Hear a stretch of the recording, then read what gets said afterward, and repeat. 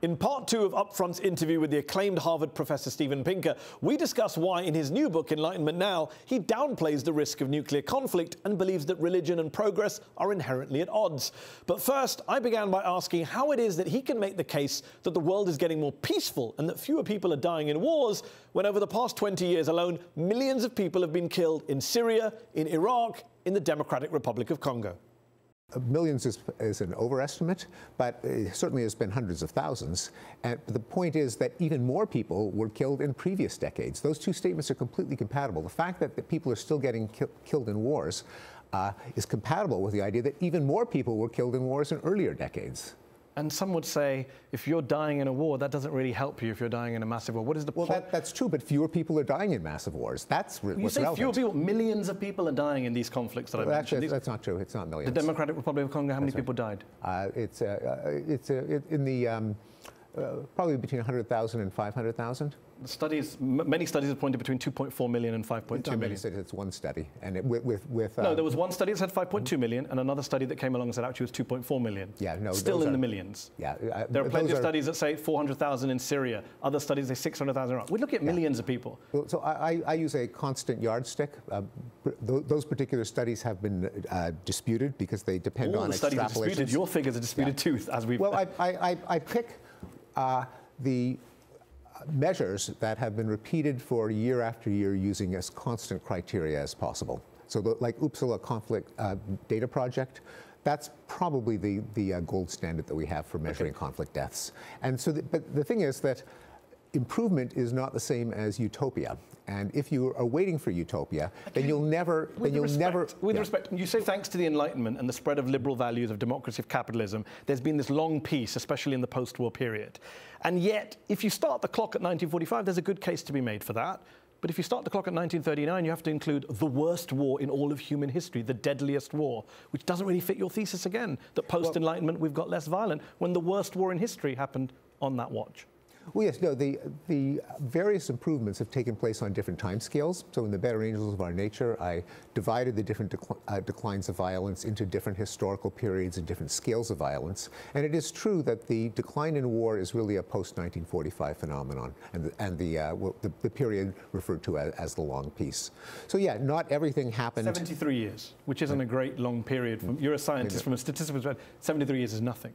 Well, it's not nothing. I mean, it's not not hundreds of years. It's not thousands of years, but it's not nothing. And but it's not thousands or hundreds of years. No, it isn't. So to make this claim that the world has become a less violent place thanks to the Enlightenment based on 73 years, whereby you exclude World War II and World War I, well, no, some say that's cherry picking. Yeah, no, because the claim about the Enlightenment is not that it instantaneously brought an end to war. I'm very clear that the decline of war is a post-1945 phenomenon. You know, maybe it's a flash in the pan, maybe it'll all reverse tomorrow. I mean, we can't know for sure, but maybe not. But the Enlightenment did bring the first ideas on how to reduce war out in the open. They weren't implemented right away, and there were horrific reversals because of counter-Enlightenment ideologies carrying the day in between. So progress is not magic. It's not that when the thinkers of the Enlightenment advanced these ideas, it began a linear downward process on all fronts at once. A lot of these were highly uneven. They took time to implement. They faced various kinds of opposition. But you do claim it's heading in one direction. That's the thing. Well, no, there are. It's not a steady, linear, monotonic But you progress. are claiming the world is getting safer and less violent. That is your claim in 2 books running now. Better Angels on average it is. On average, but not through a magical process, some sort of magical escalator, bit by bit with reversals. But on the whole, that is the trend. Yeah. And the trend could come to a screeching halt if we end up in a nuclear war. Many would argue. We now have the ability, thanks to the Enlightenment, thanks to technology and science, we now have the ability to destroy the world several times over with nukes. Russia and America right now are both upping the number of tactical, low-yield nuclear weapons. In North Korea, we seem to be on the brink of some kind of conflict, maybe a nuclear conflict. Former US Defense Secretary William Perry says, we stand today, I believe, in greater danger of nuclear catastrophe than we faced during the Cold War. He suggests the trend is going in the opposite direction from you.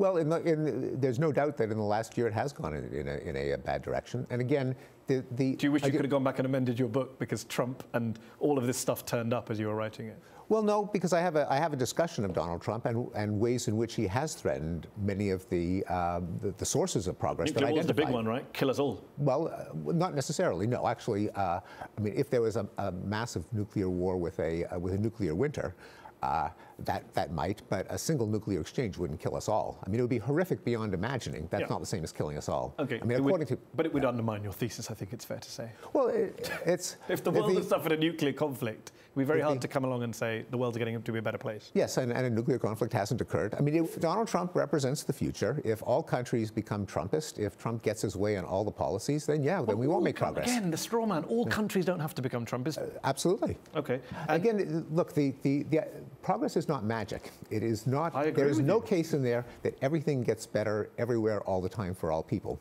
But that's the way that you continue to interpret it. And that's how a lot of critics have interpreted it. A lot of people have read your book. And the whole point is they should stop, that they're wrong if they interpret it that way. Because so to give us clarity today then, on violence, on war, what is your position right now?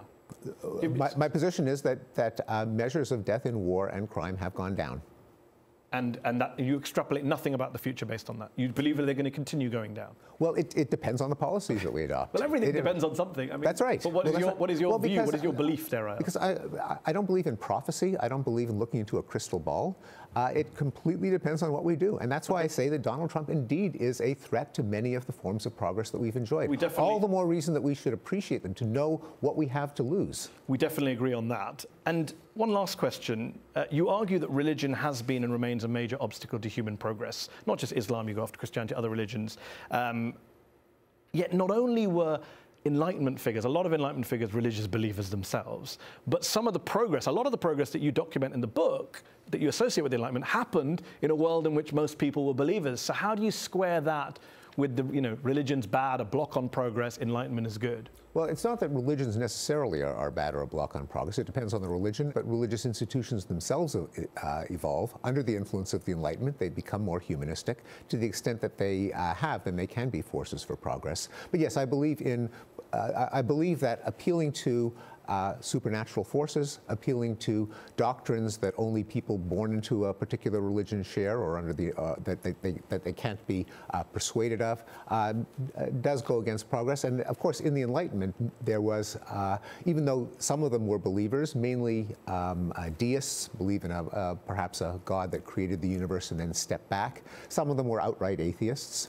But none of them appealed to particular messiahs. By and large, the Enlightenment thinkers really pushed back against any religiously derived morality, even the ones who were deists. Data is at the bedrock of your book. You like data. We live in an age now where data doesn't seem to change people's minds. People don't seem to care about facts and figures. What do we do? Well, I mean, I think that's an exaggeration, that data doesn't change people's minds for a particular subset of beliefs that have been attached to particular political tribes. If there's a belief that defines you as a Republican or defines you as a leftist, then all the data in the world won't change your mind. But there are a lot of phenomena that aren't like that, where people are open to data. No one says that drunk driving is a good idea, or driving while texting. People are convinced by data when they haven't been politicized. And of course, not everyone has been politicized. There are people who aren't on the extreme left and the extreme right, and even when it comes to politicized issues, will listen to data. Steven Pinker, thanks so much for joining me on UpFront. Thanks for having me.